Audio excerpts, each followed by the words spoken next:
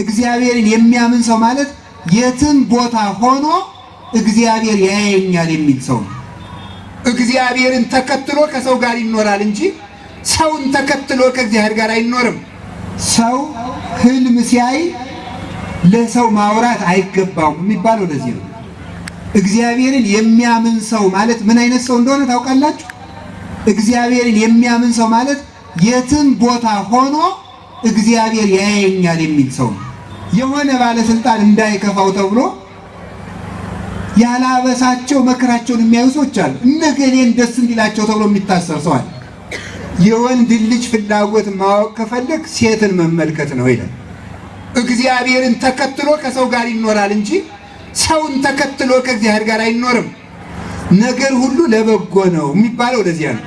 ዝሙት ንግስትን ባሪያ ያደርጋል፣ ንጉስን ባሪያ ያደርጋል። ንጽህና ደግሞ ባሪያን ንጉስ ያደርጋል ይላል። ሰው ህልም ሲያይ ለሰው ማውራት አይገባውም የሚባለው ለዚህ ነው። ህልም እንድናይ የሚያበቃ ስራ የለንም እንጂ ምናልባት በህልማችሁ አንድ ቀን መልካም ነገር ካያችሁ ያንን ለሰው ማውራት አይገባም። እግዚአብሔርን የሚያምን ሰው ማለት የትም ቦታ ሆኖ እግዚአብሔር ያየኛል የሚል ሰው ነው።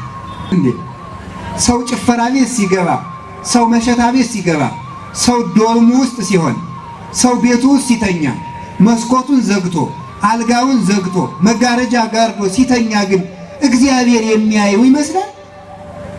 አንዳንዱ ሰው ሲበላ ግን እግዚአብሔር የሚያየው ይመስላችኋል? አይመስልም እኮ። ከተራራ ተፈንቅሎ የመጣ ድንጋይ አሳክሎ ሲጎርስ እግዚአብሔር የሚያየው አይመስልም። አንዳንዱ ሰው ሲሳደብ እግዚአብሔር የሚያየው አይመስልም። ሲሰርቅ እግዚአብሔር የሚያየው አይመስልም። እግዚአብሔር ደግሞ የትም ቦታ ያያል። ከበሮ ሲመታውን አንዳንዱ ሰው ወንድ ሲሆን ወደ እነማን ዙሮ ነው የሚመታው? ወደ ሴቶች ዙሮ ነው የሚመታው። እንዲያዩት እኮ ነው፣ ሌላ እኮ አይደለም። እንዲያዩት እነሱ እንዲያዩት በዚያ በኩል ማለት ነው። አንዳንዱ ሰው ደግሞ ሴቶች በተቀመጡበት ስንጥቅ አድርጎ የሚያልፍ ሰው አለ። እንዲሁ በዚያ እንዲያዩት ነው፣ ምንም እኮ አይደለም። ስለዚህ ከበሮ እነገሌ እንዴት ነው የሚሉኝ፣ በነገሌ ምን ስዕል አለኝ እየተባለ ነው የሚመታው ማለት ነው። አሁን ከበሮ ሲመታ አስከስታው እንቅጥቅጡ ብር መሰኘቱ ምንድን ነው? ለእግዚአብሔር ነው ለሰዎች ነው?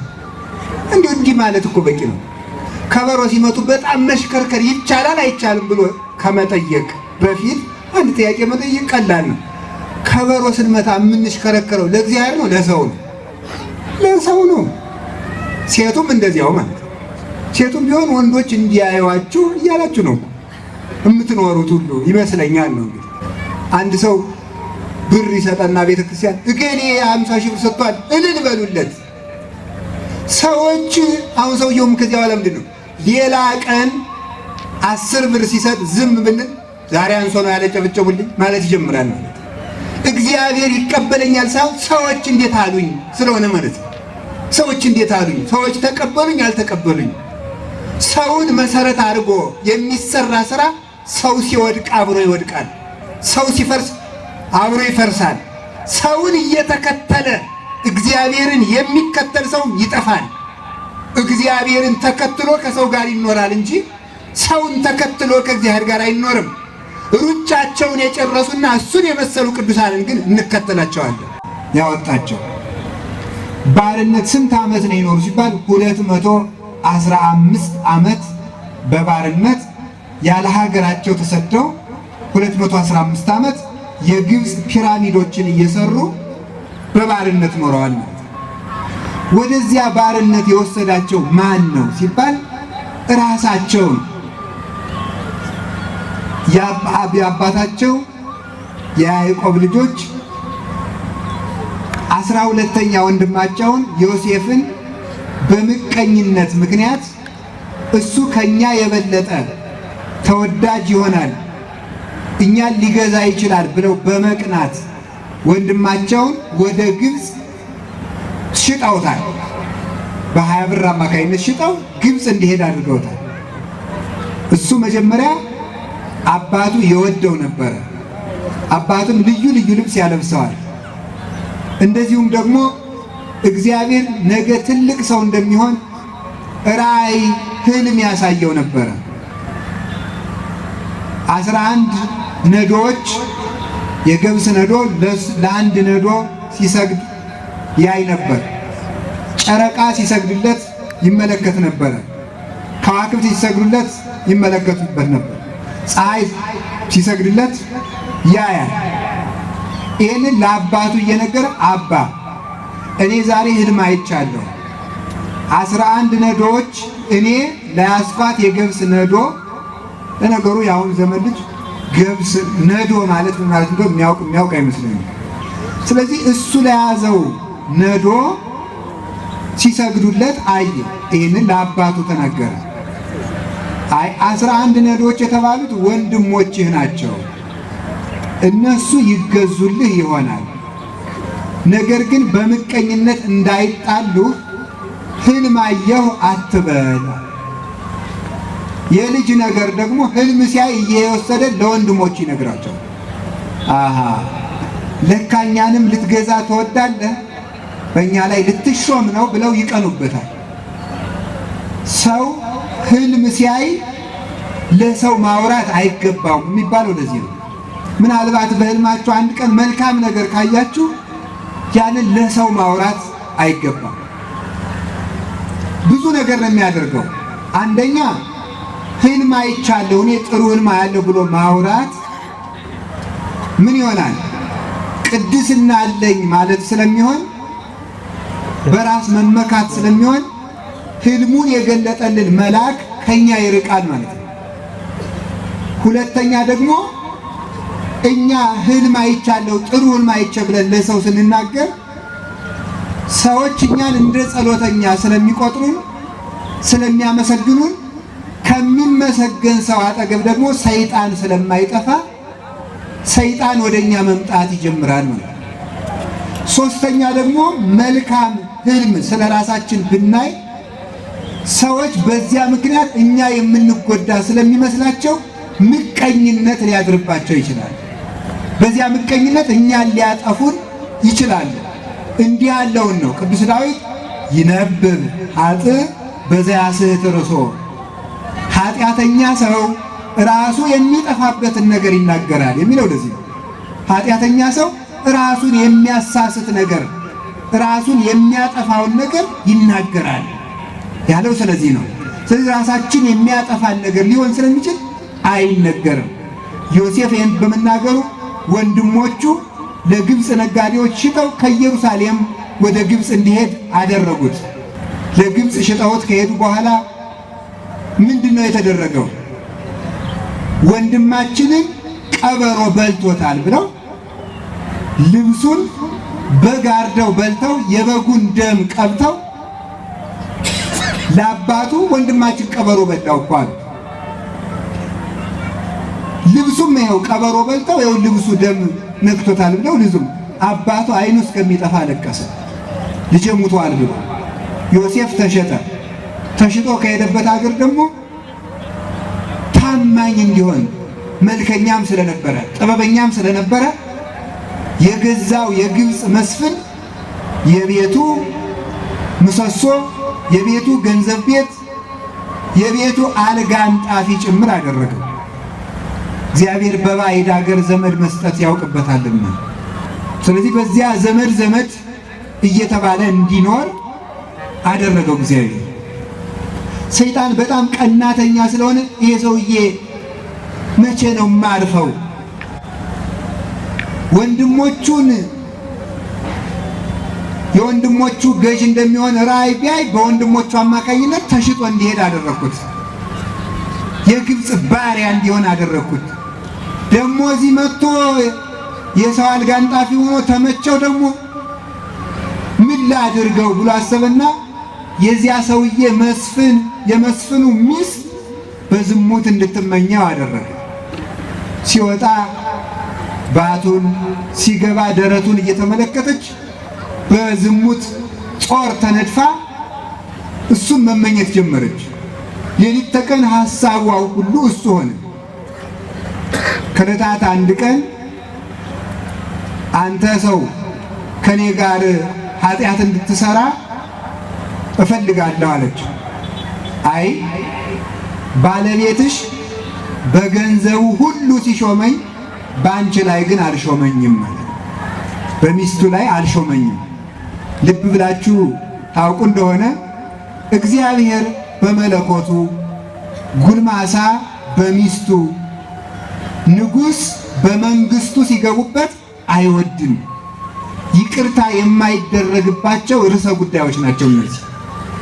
እግዚአብሔር አምላክነቱን ለሌላ ሲሰጡበት፣ ንጉሥ መንግስቱን ሲንቁበት፣ ጎልማሳ ደግሞ ሚስቱን ሲቀሙት በዚህ ይቅርታ አያደርጉም ሶስቱም። እኔ በዚህ ላይ አልሾመኝም ማለት።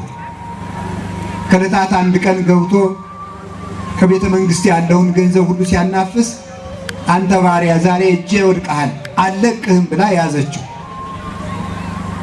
ጨርቁን ጥሎላት ወጣ።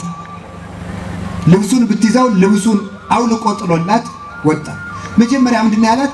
እንዴት በእግዚአብሔር ፊት እንዲህ ያለ ክፉ ነገር እሰራለሁ አለ። በእግዚአብሔር ፊት እግዚአብሔርን የሚያምን ሰው ማለት ምን አይነት ሰው እንደሆነ ታውቃላችሁ? እግዚአብሔርን የሚያምን ሰው ማለት የትም ቦታ ሆኖ እግዚአብሔር ያየኛል የሚል ሰው ነው። ሰው ዶርሙ ውስጥ ሲሆን፣ ሰው ቤቱ ውስጥ ሲተኛ መስኮቱን ዘግቶ አልጋውን ዘግቶ መጋረጃ ጋርዶ ሲተኛ ግን እግዚአብሔር የሚያየው ይመስላል? አንዳንዱ ሰው ሲበላ ግን እግዚአብሔር የሚያየው ይመስላችኋል? አይመስልም እኮ። ከተራራ ተፈንቅሎ የመጣ ድንጋይ አሳክሎ ሲጎርስ እግዚአብሔር የሚያየው አይመስልም። አንዳንዱ ሰው ሲሳደብ እግዚአብሔር የሚያየው አይመስልም። ሲሰርቅ እግዚአብሔር የሚያየው አይመስልም። እግዚአብሔር ደግሞ የትም ቦታ ያያል። እግዚአብሔር ዲያቆኑ ቅዳሴ ላይ ምንድን ነው የሚለው? ማንም ከዚህ መካከል በክፋት እንዳይኖር ተጠንቀቁ እግዚአብሔር ያያልና ነው የሚለው። ማንም በዚህ ቤተ ክርስቲያን ውስጥ በክፋት እንዳይኖር ተጠንቀቁ እግዚአብሔር ያያል። ቤተ ክርስቲያን ትክክል ነው፣ ግን ታክሲ ውስጥ እግዚአብሔር ያያል ትላላችሁ? መኪና ውስጥ እግዚአብሔር ያያል ትላላችሁ? ስራ ቦታ ቢሮ ውስጥ ስትሆኑ እግዚአብሔር ያያል ትላላችሁ? ነጋዴዎች ሱቅ ውስጥ እግዚአብሔር የሚያያቸው ይመስላሉ? አይመስሉም። እግዚአብሔር ቤተ ክርስቲያን ስንመጣ እግዚአብሔር የሚያየን መስሎን አቤቱ ጌታዬ ማረኝ፣ አቤቱ የሆነ ሰው እንኳን አጠገባችን ክፉ ነገር ቢናገር ምን ለምንለው? አንተ እግዚአብሔርን አትፈራም? ቤተ ክርስቲያን እኮ ነው ያለው፣ ዝም በል እንበል። እሺ ቤተ ክርስቲያን ውስጥ እግዚአብሔርን አትፈራም ወይ እንበል። መንገዱ የሰይጣን ነው እንዴ? ቤታችን የሰይጣን ነው እንዴ? ቤተ ክርስቲያን ብቻ እኮ አይደለችም የእግዚአብሔር። ሰው ባያይህ እግዚአብሔር ያይሃልና እንዴ? ሰው ባያይህ እግዚአብሔር ያይሃል። ጠባቂ መልአክ ያይሃል። ሰዎችን ማታለል ብትችል እግዚአብሔርን አታታልለው። አለቃህን ብታታልለው እግዚአብሔርን አታታልለው። ሚስትህን ብታታልላት እግዚአብሔርን ማታለል አይቻልም። ባሎቻችሁን ብታታልሉ እግዚአብሔርን አታታልሉትም። የምትመሩትን ሕዝብ ብታታልሉ እግዚአብሔርን ማታለል አይቻልም። ዕቃ የምትሸጡለትን ሰው ብታታልሉት እግዚአብሔር አባይ ሚዛን፣ ሐሰተኛ ሚዛን በእግዚአብሔር ዘንድ አጸያፊ ነው ይላል። በስፍር የሚሰርቁ በሚዛን የሚሰርቁ ቤት ዘግተው ክፉ ምክር የሚመክሩ የከንፈር አምልኮ እያመለኩ በልቡናቸው ተንኮል የሞላባቸው ሰዎች እግዚአብሔርን አታይም አትሰማም ብሎ መሳደብ ነው። ዮሴፍ በወጣትነት ዘመኑ እግዚአብሔር ያየኛል ያለ ሰው ነው። ወጣትነት ዘመን እሳት የሚመራው ዘመን ስለሆነ እግዚአብሔርን ማሰብ ካልተቻለ እጅግ አደገኛ ነው፣ ያሰጥማችኋል። ታዲያ ልብሱን ጥሎላት ሄደ። ልብሱ የሷን ልብስ ቀደደችው። ይሄ ደፋር ባሪያ እኔን እደፍራለሁ ሲለው ልብሴን ቀዶት፣ የሱን ልብስ ደግሞ ስታገል ቀድጀው አለ። የሱ ልብስ የተቀደደ በኋላው እንግዲህ እግዚአብሔር ያሳያችሁ ማለት ነው። በኋላው ነው። ከዚያ ምን አሉ ፈራጆቹ? እንዲህ አሉ፣ አይ መቼም የንግሥት ፍርድ አይጣስም እንጂ ነገሩ ሲያንቺ ነው የሚመስል። ምክንያቱም እሱ አንቺን አስገድዶ ቢሆን የእሱ ልብስ በፊቱ በኩል ነበር የሚቀደደው። ስለዚህ ሩጦ ሲወጣ ነው ነገሩ የቀደድሽበት። ግን ምን ይደረጋል ተሹመሻል፣ ጊዜ ሰጥቶሻል ብለው አሰሩላት። ደስ ይበላት ተብሎ ማለት ነው። ዛሬ እኮ የሆነ ባለስልጣን እንዳይከፋው ተብሎ ያላበሳቸው መከራቸውን የሚያዩ ሰዎች አሉ። እነገሌን ደስ እንዲላቸው ተብሎ የሚታሰር ሰው አለ። ከሚከፋቸው ይሙት፣ 3 ሰው ይሙት አይደል? እግዚአብሔር ይወዳችሁ። እግዚአብሔር ማንንም ለማዳን ማንንም አይገልም። ፖለቲካ ግን ቢሆን ምን ይባላል? ፖለቲካ ቢሆን ግን የተወሰነ ሰው ከሚረበሽ የተወሰነ ሰው እንግደል ነው ሊባል ይችል ይሆናል። ሰምታችኋል አይደለም? ይገባችኋል ነው። ከበሮ ሲመታውን አንዳንዱ ሰው ወንድ ሲሆን ወደ እነማን ዙሮ ነው የሚመጣው? ወደ ሴቶች ዙሮ ነው የሚመጣው። እንዲያዩት እኮ ነው፣ ሌላ እኮ አይደለም። እንዲያዩት፣ እነሱ እንዲያዩት በዚያ በኩል ማለት ነው። አንዳንዱ ሰው ደግሞ ሴቶች በተቀመጡበት ስንጥቅ አድርጎ የሚያልፍ ሰው አለ። እንዲሁ በዚያ እንዲያዩት ነው። ምንም እኮ አይደለም። ስለዚህ ከበሮ እነገሌ እንዴት ነው የሚሉኝ፣ በነገሌ ምን ስዕል አለኝ እየተባለ ነው የሚመታው ማለት ነው። አሁን ከበሮ ሲመታ አስከስታው፣ እንቅጥቅጡ፣ ብር መሰኘቱ ምንድን ነው? ለእግዚአብሔር ነው ለሰዎች ነው? እንዲሁ እንዲህ ማለት እኮ በቂ ነው። ከበሮ ሲመቱ በጣም መሽከርከር ይቻላል አይቻልም ብሎ ከመጠየቅ በፊት አንድ ጥያቄ መጠየቅ ቀላል ነው። ከበሮ ስንመታ የምንሽከረከረው ለእግዚአብሔር ነው ለሰው ነው? ለሰው ነው። ሴቱም እንደዚያው ማለት ነው። ሴቱም ቢሆን ወንዶች እንዲያዩዋችሁ እያላችሁ ነው የምትኖሩት ሁሉ ይመስለኛል ነው። እንዲያውም አንድ ጸሐፊ ምን ብሏል መሰላችሁ? የወንድ ልጅ ፍላጎት ማወቅ ከፈለግ ሴትን መመልከት ነው ይላል። የሚያስቡኝ እያላችሁ ነው ጸሐፊው ነው፣ እኔ አላልኩም። እንዴት አድርገው ነው የሚያስቡኝ? ደስ እላቸዋለሁ አልላቸውም እያሉ የሚለብሱ ማለት ነው። ለሰው ተብሎ አይደለም የሚኖረው፣ ለእግዚአብሔር ተብሎ ነው። የመጀመሪያው እግዚአብሔር እኔን እንዴት አድርጎ ነው የሚያውቀኝ? በሌብነት ነው የሚያውቀኝ? በመለጋስነት? በውንብድና ነው የሚያውቀኝ? በቅንነት? በትጋት ነው የሚያውቀኝ? በስንፍና? በዝሙት ነው የሚያውቀኝ? በንጽህና? በጾም ነው የሚያውቀኝ? በሆዳምነት? በማመስገን ነው? በተሳዳቢነት ነው? በአስታራቂነት ነው? በነገረ ሰሪነት ነው የሚያውቀኝ ብሎ ነው። ከእግዚአብሔር ፊት ስላላችሁ መልክ ነው መጨነቅ። ለሰው ተብሎ ሰው አሁን ጆኮ ይገርማል። አንድ ሰው ብር ይሰጠና ቤተክርስቲያን እገሌ 50 ሺህ ብር ሰጥቷል እልል በሉለት።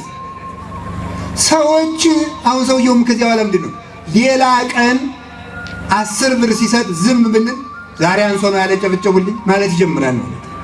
እግዚአብሔር ይቀበለኛል ሳይሆን ሰዎች እንዴት አሉኝ ስለሆነ ማለት ነው። ሰዎች እንዴት አሉኝ፣ ሰዎች ተቀበሉኝ አልተቀበሉኝ። ሰውን መሰረት አድርጎ የሚሰራ ስራ ሰው ሲወድቅ አብሮ ይወድቃል፣ ሰው ሲፈርስ አብሮ ይፈርሳል። ሰውን እየተከተለ እግዚአብሔርን የሚከተል ሰው ይጠፋል። እግዚአብሔርን ተከትሎ ከሰው ጋር ይኖራል እንጂ ሰውን ተከትሎ ከእግዚአብሔር ጋር አይኖርም። ሩጫቸውን የጨረሱና እሱን የመሰሉ ቅዱሳንን ግን እንከተላቸዋለን። አሁን ለዚህች ሰው ተብሎ ያ ጻድቅ ሰው ታሰረ። በኋላ እግዚአብሔር አልተወውም። ከእስር ቤት ውስጥ እያለ ደግሞ ህልም የመፍታት ጸጋን ሰጠው እግዚአብሔር። እስር ቤት ሊያወጣው ሲፈልግ ማለት ነው። ነገር ሁሉ ለበጎ ነው የሚባለው ለዚያ ነው። ነገር ሁሉ ለምንድን ነው?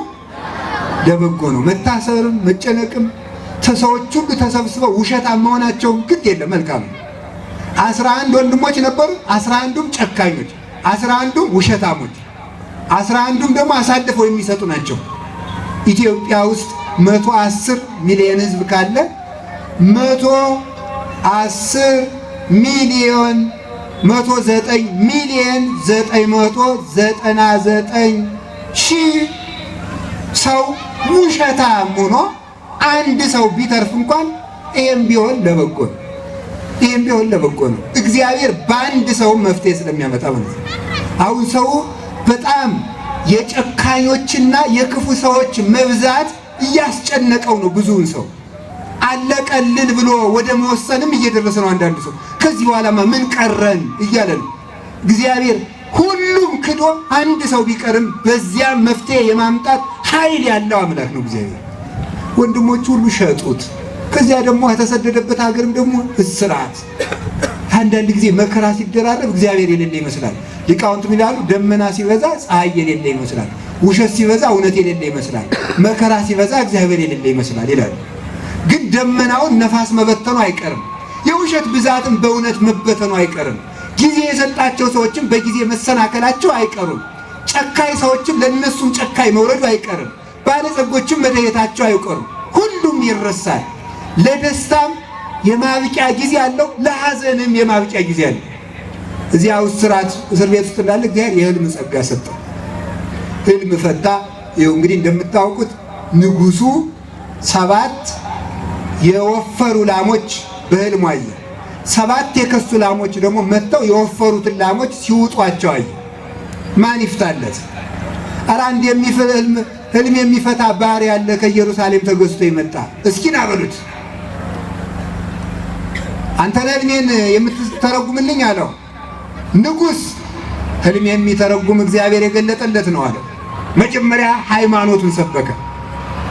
አሁን የፈታለው ጸጋ አለኝ አላለም። ሕልም የሚተረጉም እግዚአብሔር ነው አለ። በል ተርጉምልኝ። 7 የከሱ ላሞች የተባለ የወፈሩ ላሞች 7 የጥጋብ ዘመን ይመጣል። 7 የከሱ ላሞች የተባሉት 7 የረሃብ ዘመን ይመጣል አለው። ምን ላድርግ አለው ንጉሡ። በ7ቱ የጥጋብ ዘመን ለረሃቡ ዘመን አጠራቅም፣ ሕዝቡን እህል አምጡ አልክና ሰብስብና መልሰህ ለረሃቡ ዘመን ለሕዝቡ ታከፋፈላቸዋለህ። ይህንን የሚያደርግልኝ ካንተ በቀር ጥበበኛ የለም። ከመንበሬ በቀር የግብፅ ንጉሥ አድርጌ ሾሜሃለሁ። ነገር ሁሉ ለበጎ ነው የሚባለው ለዚህ ነው። ወንድሞቹ ለባርነት በባዕድ ሀገር ቢሸጡት እግዚአብሔር በሕልም ፈችነት አማካኝነት በግብፅ ምድር ለባርነት በሄደበት ሀገር ለንጉሥነት እንዲሾም አደረገው። ንጹሕ መሆኑን ይህንን ይዘው ሊቃውንተ ቤተ ክርስቲያን ይላሉ። ዝሙት ይላሉ፣ ዝሙት ንግሥትን ባሪያ ያደርጋል፣ ንጉሥን ባሪያ ያደርጋል። ንጽሕና ደግሞ ባሪያን ንጉሥ ያደርጋል ይላል። ለሱ ወድቃ አንተን እመኛለሁ ብላ ስትለምን ነበረ። ኃጢአት ንጉሥን ንግሥትን ባሪያ ያደርጋል። እሱ ደግሞ ለኃጢአት ያልተገዛ ንጹሕ ስለሆነ ንጽሕና ደግሞ ባሪያውን ንጉሥ አደረገው።